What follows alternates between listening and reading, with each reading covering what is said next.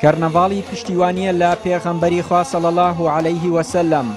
دانیشتوانی قەزای خورمات و زانایانی ئاینی و ڕشسپیان و منداڵان و گەنجان لێرەوە پەیامی خۆشەویستی و پابەتبوونیان بە فەرمانەکانی خوای گەورە و پەیامبەرەکەیەوە درودی خوای لەسەر بێ دووپات کردەوە. چین و توێژە جیاوازەکانی قەزای خورمات و بەشداریکردن لەم جۆرە کەرنەڤاڵانە بە ئەرکی سەرشانی موسڵمانان دەزانن بۆ دەربڕینی پشتیوانی لە پێغەمبەری خوا صلی الله علیه وسلم و دەربڕینی خۆشەویستی بۆ ئەو پەیامبەرە. لە ڕاستیدا ئەمە هەڵوێستێکە کە موسڵمانان ئەمڕۆ دەری ئەخەن و دەری ئەبڕن لە سەرانسەری جیهاندا و ئێمەش وەکو گەلی کورد لە شار و شارۆچکەکانی کوردستان هەریەکە و بەش بە حاڵی خۆی ئەم ناڕەزایە دەربڕیوە. لە ڕاستیە ئەمە واجبێکی سەرشانی موسڵمانانە، ئەمە سەرخستنی پێغەمبەری خوایە صلی الله علیه وسلم کە خوای تەبارەک وتەعالا واجبی کردووەتە سەرمان، واجبی کردووەتە سەرشانی موسڵمانان دیفاع لە پێغەمبەرەکەیان بکەن صلی الله علیه وسلم لە هەموو کات و زەمانێکە بەڕێکاری خۆی.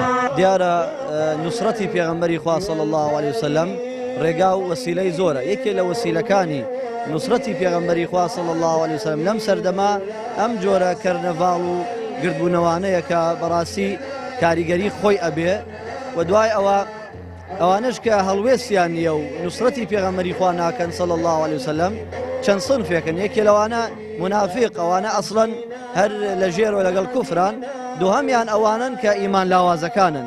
بۆیە ئەوانەی کە نوسڕەتی پێغەمبەری خواکەن صلی الله علیه وسلم پێویستیان بە ئیمانێکی بتەوە تاکو بتوانن مووقفی هەڵوێستی بۆ قیامەتی خۆیان تۆمارکەن.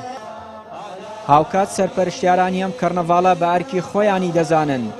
هاوشێوەی شار و شارۆچکەکانی کوردستان ئەوانیش بەم جۆرە هەنگاوە پشتیوانی خۆیان بۆ پێشەوای موسڵمانان پێغەمبەری خوا درودی خوای لەسەر بێت دەربڕن.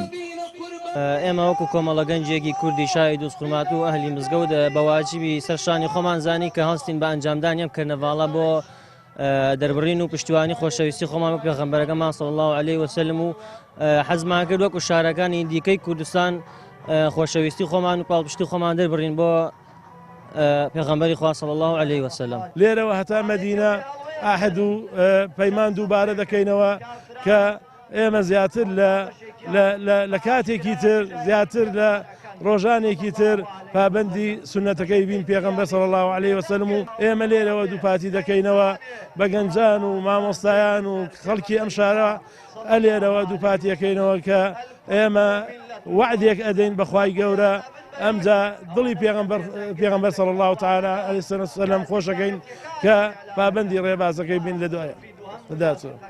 ئەم کەرنەڤاڵ و خۆشەویستی دەربڕینە بۆ پێغەمبەری خوا صلی الله علیه وسلم لە بەرامبەر ئەو سوکاتیەیە کە لە فەڕەنسا بەرامبەر پەیامبەر و پیرۆزیەکانی موسڵمانان دەکرێت. بۆیە هاوڵاتیانی شار و شارۆچکەکانی کوردستان بەڵێنی خۆشەویستی و پابەتبوون بۆ ڕێباز و بەرنامەی پێغەمبەری خوا دووپا دەکەنەوە و هەر بێ ڕێزەیەک دژی پیرۆزیەکانی موسڵمانان بە توندی ئیدانە دەکەن. چیان وری کەناڵی ئاسمانی پەیام دۆستخورمات و